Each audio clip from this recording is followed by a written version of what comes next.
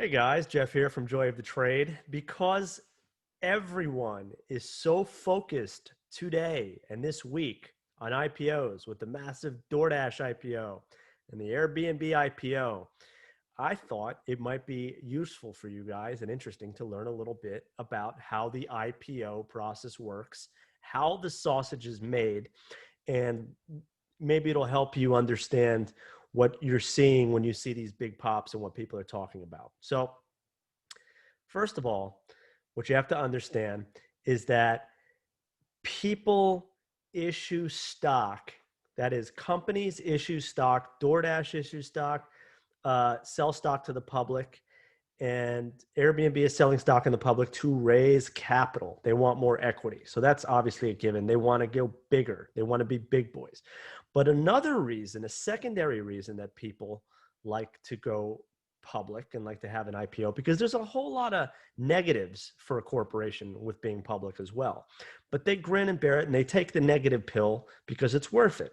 And another reason is because they want to sell out in size. So if you're an executive, if you're a founder and you own a lot of stock in a company, until you have an IPO, it's very difficult for you to have a huge liquidity event. A liquidity event.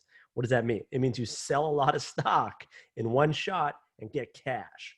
And so these guys, driven by the same things that we're all driven by, which is a little bit of greed, want to cash out when the market's hot, when the timing is hot, the same way people want to sell their house in their neighborhood, when they saw their neighbors sell their house for a crazy high level, the same way anybody wants to try to top tick anything or get out while it's good and while it's hot.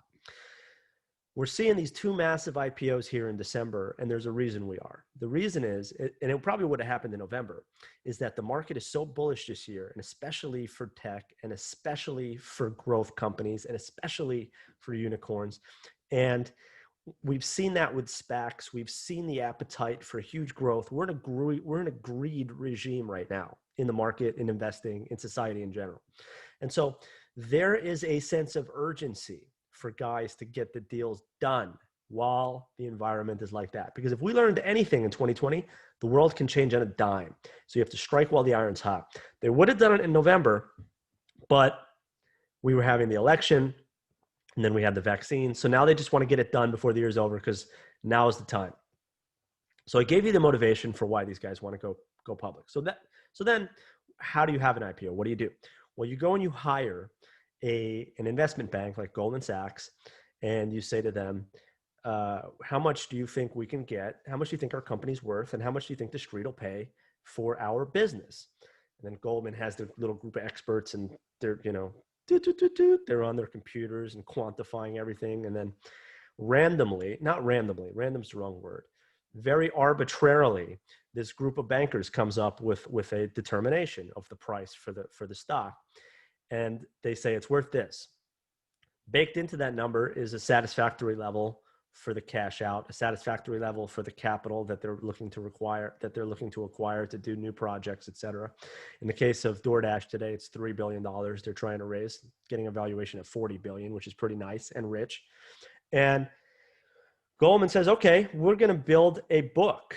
And this is what's called a syndicate book. So what they do is they do a road show. And I started in the business in the 90s. I was on plenty of road shows at Bear. They would come through these big companies like WWE, which was the wrestling company. Martha Stewart's company came through there, and many more that I'm forgetting to mention right now. But I've been through these road shows. So then the company does a little bit of a dog and pony show, what they're doing, what they're planning on doing, why they need the money, why you should invest in them. And all the big institutions are there, the Fidelities of the world, big pension funds of the world.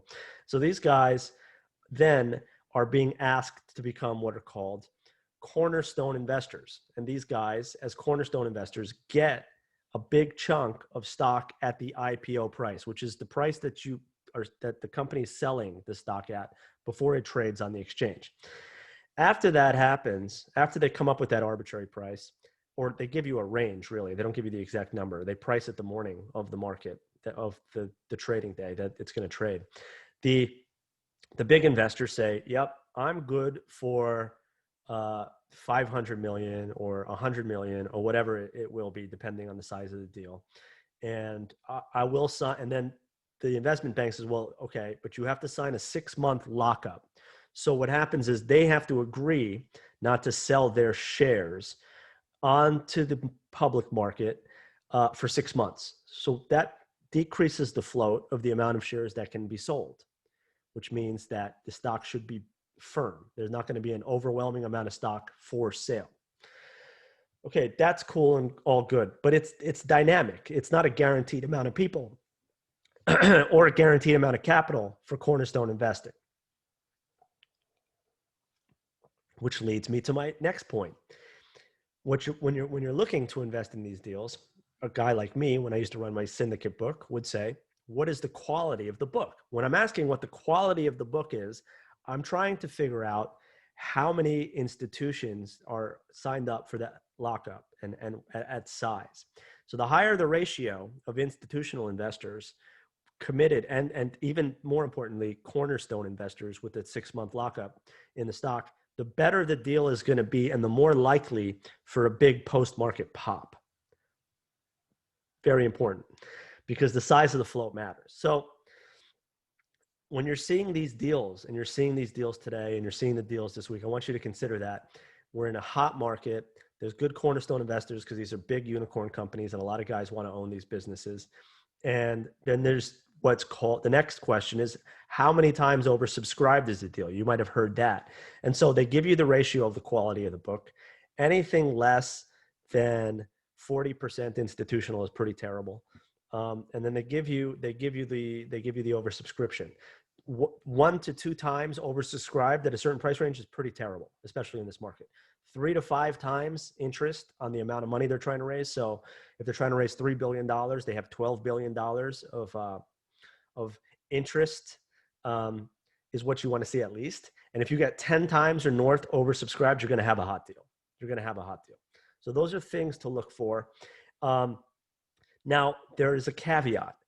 Bankers and companies, they get super greedy. So if the market's hot, you get that subscription, you get oversubscribed, you have all the cornerstones in place, they keep raising, and they keep taking meat off the bone of what you can make as an aftermarket return. So remember, most people, retail people, normal people, even when I was running an institutional syndicate book, because I was not a big cornerstone investor, because I was a fast money guy, not willing to sign a 6-month lockup, we get mediocre, smaller allocations. I mean, I did better than a retail guy would do by far, of course, but still not significant shares like the big guy, institutional lockup cornerstone guys get, right? Most people buy IPOs after they go public.